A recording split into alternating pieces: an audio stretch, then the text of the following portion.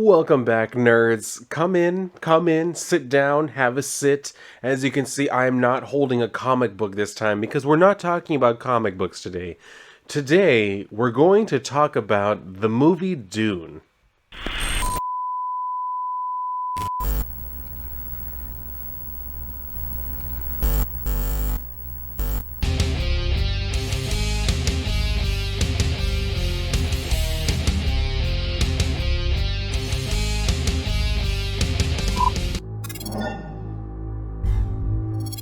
Yes, so I did recently, I think it was last night? Well, technically, where I am now, it's about 2 o'clock in the morning, so it was the day before last when I watched the movie Dune with my boyfriend and one of our friends.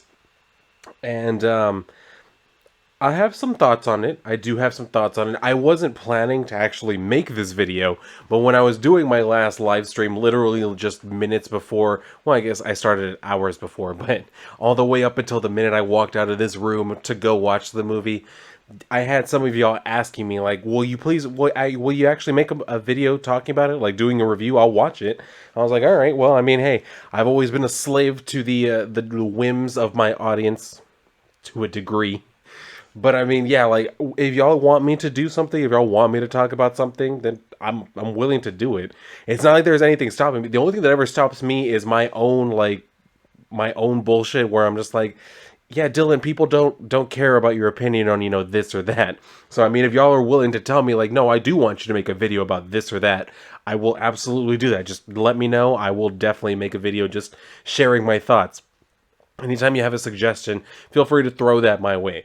But yeah, let's kind of talk about what we had with Dune because it was I had seen some reviews. I hadn't had anything spoiled for me, but I had seen some just, very generic reviews about people's like thoughts about the way that the movie played out. And I do have to agree with a lot of the assessments that I saw was that the movie is, if you're not into like world building, if you're not into like these type of like narratives of like dueling houses and a grander like imperial narrative, then you're going to find this somewhat boring. You just will. There's not a whole lot of action. Yes, there are like fight scenes and there's like even like explosions and shit, but that is very minimal. That's very minimal in this movie. For the majority of it, it's just going to be about like establishing who these characters are, what their struggles are, and what's possibly coming. That's the other thing. Like you could tell with this movie, they were not only world building, they were trying to set up everything they're trying to do going forward. And I hate to be one of those people who, because I've seen this a couple times, people have been comparing it to either Star Wars or to Lord of the Rings, and I can kind of see why, because the director just recently came out saying like, yes, I want this to be a trilogy. So I mean, when you're doing that, I mean, you kind of obviously evoke like the spirit of Lord of the Rings or Star Wars. So you're putting that onus on yourself.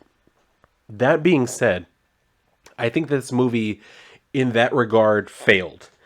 I do feel that it failed because if you were to watch any of the Star Wars movies, any of the Lord of the Rings movies, just by themselves, they're a self-contained good movie. Which, if you know me, if you watched enough of my videos, me talking about comics, that to me is always the mark of a good story. If I don't need to know what comes before or what comes after, I can just enjoy this as a complete package on its own, but then at the same time it gives me that inclination like, you know what, I do want to watch what comes first, but I don't need to rely on waiting for the next part to know what actually happened. You know what I mean? So that's where I'm saying like this movie kind of felt like it failed a little bit in that regard, in that this isn't that type of movie that I would probably ever rewatch just to rewatch it. It's one of those movies that I would rewatch because I'm going to watch it with someone who's never heard of it before. So I'm like, okay, well, before we can watch the second one, you need to watch the first one because otherwise you're going to be lost about what's going on in the second movie. That's where you kind of create that problem. When you make them codependent on each other, then it's not as good. And that's what I'm saying. It kind of failed in that regard, and that it felt very much like they were just trying to do this. It almost felt like they were trying to make a pitch to us. You know what I mean? Like, yes, like this movie because you want to find out what happens next, right? It's like, maybe if you had made this more interesting, then I probably would. But you didn't do enough of that for me to want to come back. Instead, you're kind of forcing me to come back. I kind of feel the same way that I did with, yes, I did watch all of the Twilight movies back in the day. Partially, I didn't read any of the books. I've never read any of the books. The only reason why I watched it, no, it's not because I thought the dudes were cute. Maybe a little bit. But no, that's not the main reason. The main reason was actually because my mom wanted to see them. So I was like, well, back when I was in high school and shit, like my mom and I were movie buddies. Anytime she wanted to go to the movies, nobody else really wanted to go with her. My older brother, no. My dad, no. My sister sometimes, but my sister had a problem that she would always fall asleep during movies. So it was like it was me or really nobody else. And I think I probably owe that to my mom. You know what I mean? That I'm a film aficionado a little bit because, we had that kind of like bonding thing where like we would watch movies together. And I've mentioned it before. She grew, when I was growing up and even before then, she's always watched like black and white movies from like the 30s, the 40s, the 50s. So, I mean, there was that aspect too that I've always just kind of like, I've had an appreciation for film because of my mom. So, when it comes to a movie like this, when you look at like the Twilight movies, even they kind of did it well enough to where like you could just take one of them separately, just watch that, and it's like, okay, well, it was a movie. Like you told me a story. This one really felt like, because people have talked about, I don't know if anybody out there has seen it, but you should already know they're going to be spoilers. The ending to this first movie was just very abrupt. It really was. Like you could tell it cuts off because it expects you to come back and watch the next one. And that's where I have that problem. If you're expecting me to come back with that, because you have to make that choice before anybody has seen it. Before I've even had the chance to know anything about it, you have to have already made that choice. Like, yes, I'm just going to cut it off right here because I expect them to come back. No, don't do that. Don't ever assume that someone's going to give you a second chance until you know for sure, okay, yeah, people liked it. If you walk into it, and especially when this is the first movie in this shit, and you're already operating off of the assumption like, oh, they'll be back. They'll come back. Don't worry. They're going to love this shit. They'll come right back for the second one. You're doing yourself a disservice. And you're not only doing yourself a disservice, you're doing us a disservice. Because we need something that's actually going to get us excited. You know what I mean? Like people who watched the first Star Wars movie, like when it first came out, decades ago, the reason why they came back was because they loved that first movie so much that they were like, I want to know more about it. Like, I love that first movie. What's going to happen with the second one? I don't know, but I'd love to see it.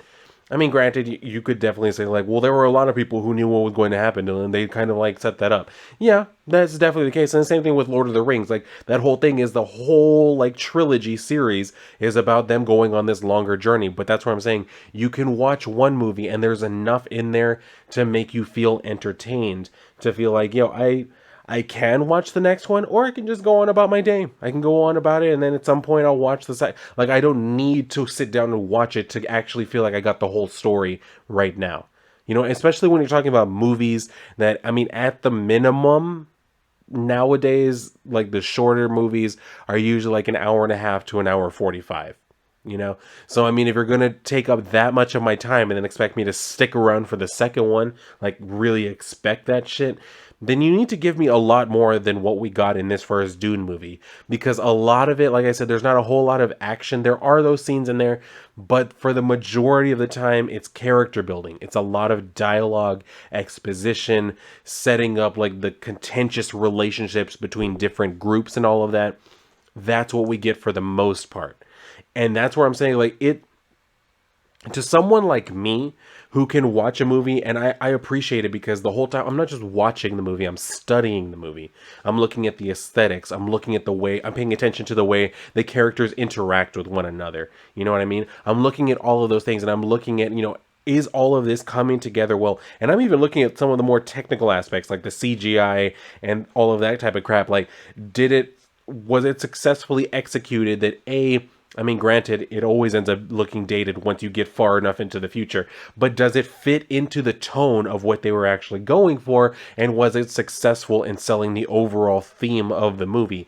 And so in that regard, that's where I'm like, yeah, they did that, because granted, it's called Dune for a reason. I mean, on Arrakis, it's basically like a desert planet and shit. So, I mean, the majority of it is just desert, You don't have a whole lot to work with there, which kind of, in a way, also serves as a beneficial aspect to it, and that they don't have to worry about trying to animate or like computer generate these like lush forests and shit like that. Like they can focus on just, it's a desert, it's just a big ass desert, it all looks the same, it's just different dunes. But then also when you kind of like contrast that with what I was saying before, like when you have that imperial aspect with House Atreides, and like there's just their general aesthetic in the way that they dress and all of that, and then you kind of contrast that with the fact that they are living in a very stark, barren landscape. I thought that they did a really good job with like their living quarters and everything to make it feel like a place that people would actually live in, while at the same time also playing up the aspect of, okay, this is a desert, landscape. Like they have to do what they can to try and like work with the environment, because they obviously can't build big old houses out of like trees and bricks and shit. Well, I guess they could probably make bricks if they really wanted to, but it makes more sense to like live under the dunes where it would probably be cooler, as opposed to being on top of the sand where it gets hot and shit. So that's where I really liked it. Like a lot of the aesthetic choices, just it looked really great.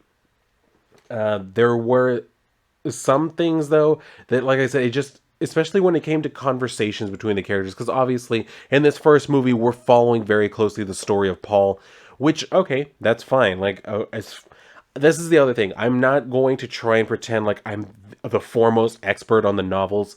I think I've only ever read the first book, if I'm correct on that. I'm pretty sure I have.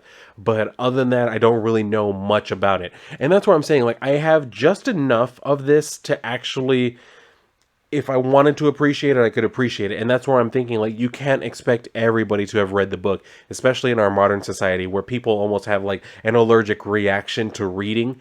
So you really can't expect everybody to just already have that knowledge. You have to be willing to actually show them, rather than just expecting them to know it.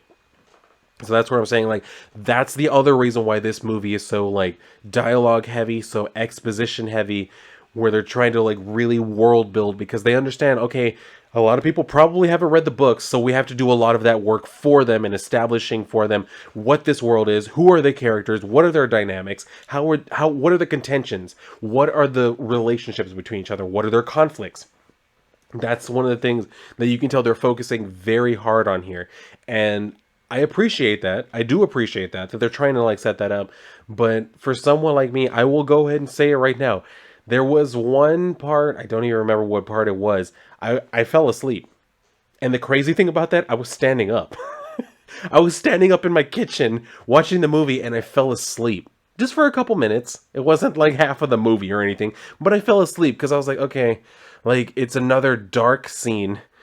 They're talking very low, and there's nothing else going on. They just keep going back and forth and back and forth, and you've had these dreams, and well, yes, this is what happened, and what does it really mean? And well, you'll never really know, and like, well, it's just when you do more and more and more and more and more of that, but there's nothing else to really like suck me into it, then at some point, yeah, I do find it boring. So, I mean, that's where I'm saying, if you're the type of person who's walking into this, granted, I don't think everybody who's walking into this is expecting to see like a Michael Bay movie, you know what I mean? With just explosions going off every 30 seconds for no real reason. This is that type of movie where it's going to be a lot more atmospheric, you know?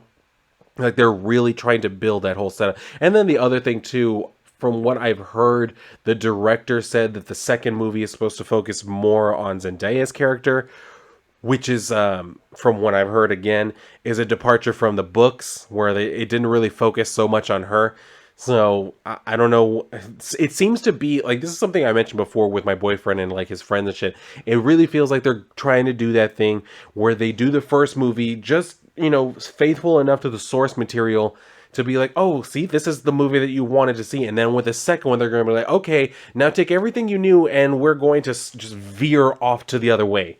Just because we want to make sure we surprise you. We don't want you knowing everything that's going to happen. So we're going to subvert your expectations. And that's where I'm just saying, like, maybe don't do that. Maybe try and stay away from that, because I understand it's very tempting to do that shit. To say like, oh, we really want to subvert the expectations of even the people who know this shit just by heart, who have read the books multiple times. We want to try and subvert their expectations too. Maybe just focus on giving them something that, because if they're that diehard of a fan, They're going to buy it regardless. You don't need to subvert their expectations in order to get them to like your product. They're already going to like it if you just make it like the books that they've always known and loved, you know? So maybe focus more on doing that. But I don't know. We'll see what ends up happening. And then the other thing was Zendaya's character. Like, we see her for like brief flashes in the beginning, and then we see her for like the last, I don't know, like 20 minutes of the movie, if even that. Like, that was it. She's not really, a focal point of the movie. It's mostly just House Atreides, specifically on Paul and his struggles, which, I mean, it does make sense. But I mean, the other thing was like Timothy Chalamet, he does an okay job. He does an okay job. And I'm trying to be like objective enough about it because I do find him slightly cute. Although I will say there was that one scene where like you see his bare legs and I was like, why the fuck are his legs so skinny? Granted, I realize like I'm a thick boy. I'm a little bit of a thick boy. So like my thighs, nah, they ain't like that. My legs, they ain't that skinny. And I'm not jealous of it because I like that you can actually tell that I have a calf. Unlike Timothy Chalamet, where you can't tell like, where the shin ends and the calf begins, which is a little bit of an issue for me. But hey, whatever. We'll see what happens. I don't think he's like what, 18, 19, 20. Like he's old enough by now to have at least some sort of definition to him, and the boy ain't really got it. And then the other thing is you have Jason Momoa's character in there. It's okay. I thought it was funny when I was watching it. Like my boyfriend was kind of rooting for him to die the entire movie, just because he doesn't really like Jason Momoa. I think one of the things that really soured him on Jason Momoa was the fact that he was cast as Aquaman, and he doesn't like him as Aquaman. Like anytime he like anybody talks about the movie or whatever, he's like, yeah, I just don't like him as Aquaman. Like I don't see him as Aquaman and everything because my boyfriend, I guess he just likes the classic depiction of Aquaman, which is hilarious because you look at my boyfriend, some of y'all have seen him before in one of my live streams. Like, he doesn't look anything like the classic depiction of Arthur Curry. He looks a little bit closer to Jason Momoa's depiction, but that's just not what he likes. He's like, that's not Aquaman. He's the one saying that. I feel kind of the same way, but I was like, well, I mean, I don't have that much of a problem with Jason Momoa, so if they want to do that shit, go ahead. I don't really care. So, I mean, it's kind of funny. He doesn't even really read like Aquaman comics or anything. Every once in a while he does. But he's the one who kind of has more of that problem. So I thought it was kind of funny watching this movie where just every so often he was like, is he going to die yet? Is he going to die yet? And then towards the end where he actually does die, he's like, okay, thank God he's finally dying. So, I mean, just like you have stuff like that in there too. Like he kind of also felt like one of those like actors that they put into this movie again to try and get some sort of like star appeal. Like you probably could have cast just anybody, even just a random unknown in his particular role, and it would have been fine. Like you didn't need Jason Momoa in that scene.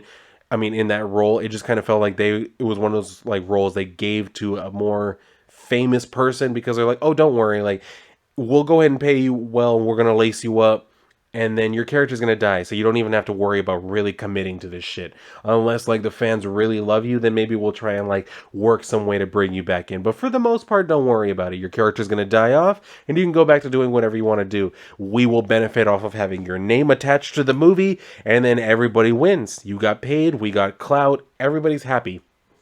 Except the audience. But I mean, overall, if I had to like give this movie like an actual rating, like out of a 10, I'd probably say it's like a 6. Just because I want to say it's slightly above average, especially in terms of like the visuals and the fact that, like I said, it's a lot of world building. It's a lot of just like character relations and all of that, which can be done to great effect. But at the same time, when you're trying to appeal to the largest possible audience, that usually doesn't go over very well just because the general populace isn't that introspective.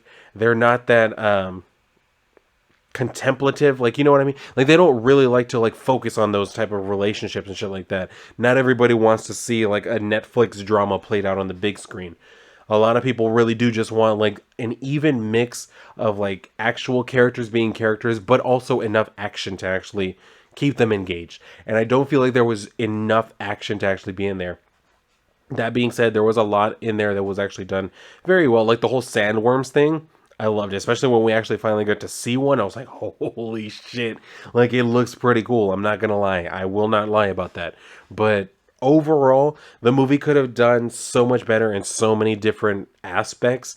And I just feel like it really was one of those movies that, like I said, they were trying to set up what the sequel is going to be. Like they were trying to make it to where you would want to come back and watch the sequel. That's about it. They didn't really worry about like, are people going to be entertained by this one? It was more about like, well, let's set up the next one. And that's where it kind of failed for me, because your movie, for it to be successful, at least in my eyes, and, that's just me talking, but for it to be successful, it has to be good enough to stand on its own. If you have to say like, well, but you have to watch the rest of the movies to really appreciate it, then you've kind of failed, because you already set out with that mindset of, well, they need to watch the whole thing. They need to watch all three movies and then they can comment on it. Like, no, especially when you consider that these movies are usually separated by at least a year to 2 years, sometimes 3 or 4. Like when you have that much of a gap and you're expecting people to just hang on and want to see the next one for that long, you're not doing yourself a service, and you're not doing the fans a service, because they don't really have much to grasp onto. What are they going to grasp onto? That movie where there was a whole bunch of talking? You know what I mean? Like, how do they really sell it to their friends? How do they get other people to be excited to watch it? Because that's what you're relying on. You can sink as many millions into the like promotional campaigns, posters and commercials and all that bullshit, advertisements on YouTube or whatever. You can do all of that, but at the end of the day, you need the people to get it, because we're all used to advertising. We're all used to commercials. Like we've almost like learned to just drown them out unless they're really like impactful. So for the most part, you're expecting your audience to be the one to get you more people to have eyes on your project. So if you're not getting them well enough, then you've kind of shot yourself in the foot. So I mean, I don't know. We'll see what happens with it going forward. I probably will end up watching, whatever comes out, whenever it comes out, the next one.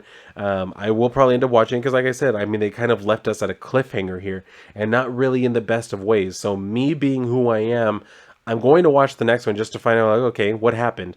But I don't really expect everyone else to follow with that same type of mentality. So we'll just have to see what happens. Will their gamble pay off? There's only one way to really tell. So yeah, I think that's going to do it for me on this. I've been talking about this for about 20 minutes now.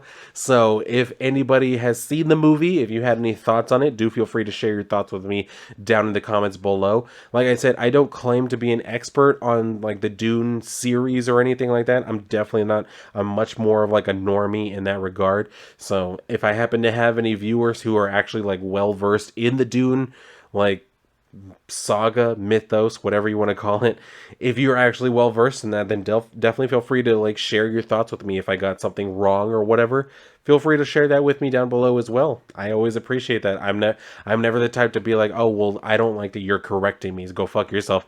No, I always welcome you. Correct me if I got something wrong. I've got no problem with that.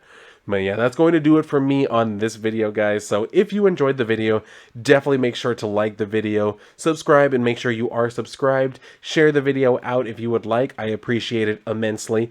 And if you're done here, then go and read a book. And if not, well, then I'll see you on my next video.